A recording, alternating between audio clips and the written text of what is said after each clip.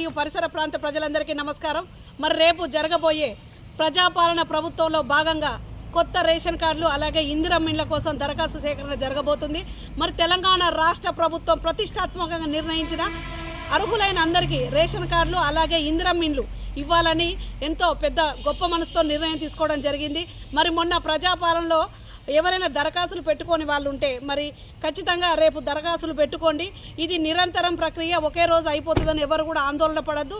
మన రేషన్ కార్డులో ఎవరైనా ఇంకా మన పిల్లలది కానీ ఇంకెవరిదైనా పేర్లు నమోదు చేసుకోవాలనుకున్నా కూడా ఏమైనా మార్పులు చేర్పులు చేయాలనుకున్నా కూడా రేపు అధికారుల దగ్గర పోయి మీరు తప్పకుండా ఈ రేషన్ కార్డుకు సంబంధించిన అన్ని వివరాలు అక్కడ చెప్తూనే ఉంటారు.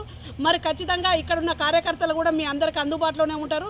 ప్రతి ఒక్కరికి అర్హులైన ప్రజలందరికీ రేషన్ కార్డు ఇవ్వాలనేదే మన రాష్ట్ర ప్రభుత్వం యొక్క ముఖ్య లక్షణం.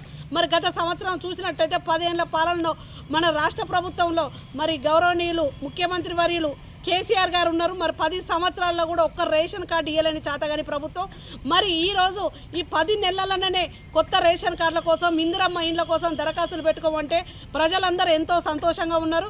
మరి తెలంగాణ రాష్ట్ర ముఖ్యమంత్రి వారికి అందరి తరపున ధన్యవాదాలు. ఎందుకంటే రేషన్ కార్డులు లేకుండా నిరుపేద కుటుంబాలు చాలా ఉన్నాయి.